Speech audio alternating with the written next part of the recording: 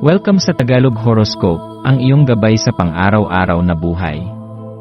Hatid namin ang pinakadetalyadong horoscope na magsisilbing gabay mo sa pera, trabaho, pag-ibig, kalusugan, at swerte. Naway magtagumpay sa buhay ang lahat ng ating tagapakinig at subscribers sa buong mundo. Maraming salamat sa pag-subscribe at tanggapin ang siksik, liglig, at umaapaw na biyayang hatid ng Tagalog Horoscope. Ito ang iyong pang-araw-araw na horoscope para sa Virgo para sa Abril 11, 2025. Habang dahan-dahang bumabalot ang ginintuang sinag ng araw ngayong Abril 11, pinapaalalahanan ka ng kalikasan at ng universo kung paanong ang iyong natatanging pagkatao ay tila liwanag na hindi mapapantayan. Isang liwanag na kusang bumibighani sa mga taong nakapaligid sa iyo. Ang iyong presensya, bagamat madalas ay tahimik at mapagmasid, ay may kakaibang lakas at kapangyarihang nag-uudyok ng pagtitiwala at paggalang mula sa iba. Ang likas mong pagkamatyaga, pagiging organisado, at maingat sa bawat detalye ay hindi lamang praktikal na katangian, ito rin ay patunay ng iyong integridad at malalim na pag-unawa sa buhay. Sa araw na ito, hayaan mong ang iyong ningning ay masilayan ng mas maraming tao, hindi upang ipagmayabang, kundi upang maging inspirasyon sa kanila na yakapin din ang kanilang tunay na sarili. Ang mga sandali ng halakhak, kaligayahan, at kasiyahan ay hindi lamang simpleng emosyon, ang mga ito ay gabay patungo sa mas malalim na pananaw sa buhay. Kaya ngayong araw, huwag mong pigilan ang sarili mong tumawa, ngumiti, at magpakasaya. Bawat pagkakataon ng kasiyahan ay isang paalala na ang buhay ay hindi dapat puro trabaho at pagsisikap lamang. Ang mga ito ay mahalagang bahagi ng kabuuan ng ating pag-iral. Sa bawat halakhak mo, mas lumalapit ka sa iyong puso. Sa bawat ngiti mo, mas lumalawak ang iyong pag-unawa sa sarili. Kaya huwag mong iwasan ang mga ganitong sandali, yakapin mo sila bilang bahagi ng iyong proseso ng paghilom, pagkatuto, at paglago. Sa ilalim ng enerhiyang bumabalot sa iyo ngayon, may malalim at matatag na panawagan upang yakapin ang progreso at magpatuloy sa landas ng katiyakan at pananalig. Hindi mo kailangang magduda sa iyong sarili, sapagkat narito ka hindi para mamuhay ng may takot, kundi upang itaguyod ang iyong mga pangarap na may buong tapang at malinaw na layunin. Ang iyong panloob na boses, na madalas mong sinusunod sa katahimikan, ay isa sa pinakamakapangyarihan mong sandata. Ito ang nagbibigay sa iyo ng direksyon tuwing naliligaw ka sa ingay ng mundo. Kaya ngayong araw, pakinggan mo ito. Bigyang halaga ang mga bulong ng iyong puso at isip, sapagkat dito nakapaloob ang mga sagot sa iyong mga katanungan. Ang iyong mga plano at pangarap, gaano man ito kahirap o kalabo ngayon, ay may kakayahang maging realidad kung bibigyan mo ng buong atensyon, tiwala, at aksyon. Ang paglalakbay mo ngayon ay sinasamahan ng isang malakas na paalala na ang integridad at dedikasyon ay mga haliging hindi dapat isantabi. Sa bawat bagay na pinipili mong gawin ng may katapatan, mas lumalapit ka sa isang buhay na hindi lamang matagumpay kundi makabuluhan. Ang iyong pagkahilig sa mga detalyeng madalas ay hindi napapansin ng iba ay hindi kapintasan, bagkus ay isang biyaya. Ipinapakita mo na ang tunay na tagumpay ay nasa mga maliliit na hakbang na inuukit araw-araw. Kaya sa araw na ito, huwag kang matakot na magsumikap.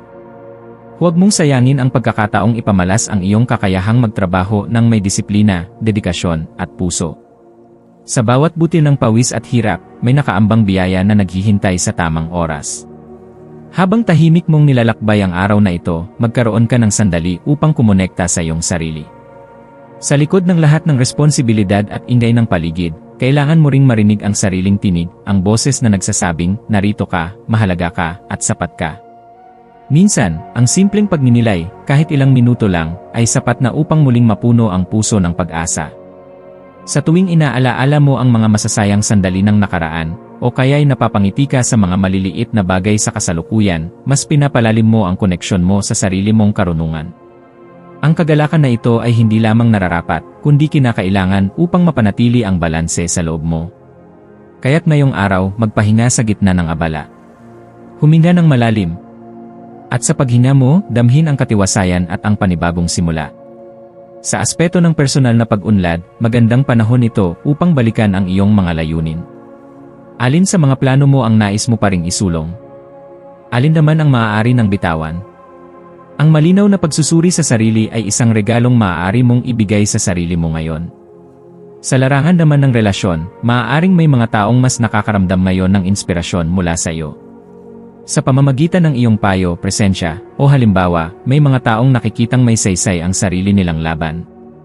Ito ay patunay na kahit tahimik ang iyong pamamaraan, malakas ang epekto mo sa iba. Sa trabaho o pinansyal na aspeto, maaari mong maranasan ang paglilinaw. Baka ito na ang araw upang isulong ang isang matagal mo ng ideya o magsimulang mag-ipon para sa pamatagalang layunin. Ang maswerteng kulay mo ngayon ay berde, simbolo ng kagalingan, kasaganaan, at panibagong buhay. Ang kulay na ito ay nagsasabing panahon na upang palitan ang pagdududa ng pag-asa at palitan ang pag-aalinlangan ng pagkilos. Isuot o gamitin ang kulay na ito sa kahit anong paraan ngayong araw upang maipaalala sa sarili ang panibagong lakas na gumigising sa iyo. Ang maswerteng mga numero para sa iyo ngayon ay 12, 25 at 40. Maaari mong gamitin ang mga numerong ito sa mga desisyon, pagpili, o kahit sa simpleng paalala sa sarili na ikaw ay nasa tamang landas. Ang maswerteng gawain mo ngayon ay ang maglaan ng oras upang gumawa ng journal entry, isang tapat at bukas na paglalabas ng iyong damdamin, pangarap at pananaw. Sa pagsusulat, makikita mo ang sarili mo ng mas malinaw at dito mo rin mararamdaman kung gaano kakahalaga sa mundong ito.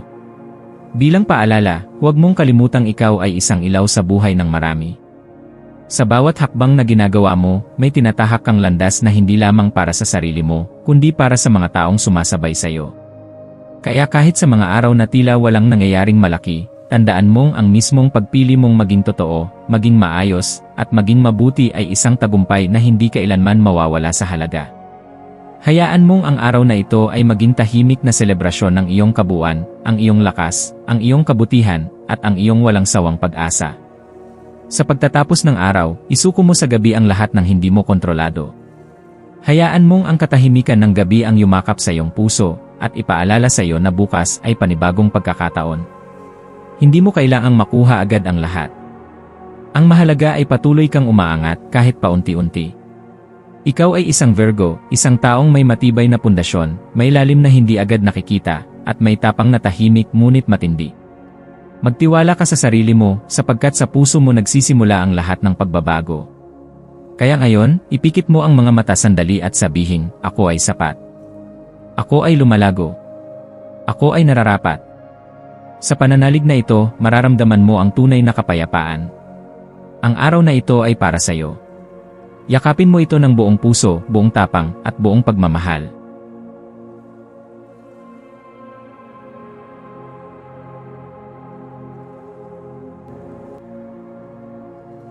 Tayo ay magkaroon ng kaunting sandali upang ipagdasal ang lahat ng mga dalangin ng ating mga subscribers, na sana'y matamo nila ang kanilang mga pinapangarap sa buhay, magandang trabaho, mabuting kalusugan, payapa at masayang pamumuhay, at siksik, liglig at umaapaw na biyaya at kayamanan.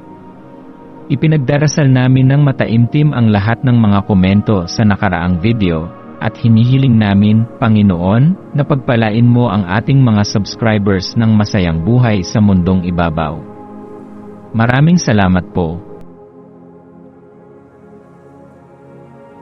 Maaari kayong mag-subscribe sa aming channel na Daily Prayer, kung saan nag-a-upload kami ng pang-araw-araw na Catholic Gospel Readings, Reflections, at Daily Rosary Reading para sa lahat ng misteryo ng araw. Tulungan ninyo kaming buuin ang community na ito at mag-subscribe na. Ang link ay nasa description box. Maraming salamat sa panonood ng iyong horoscope ngayon araw. Naway gabayan ka ng mga bituin sa iyong landas. Huwag kalimutang mag-like, share, at subscribe para sa iba pang cosmic na kaalaman. Hanggang sa muli, manatiling konektado sa universo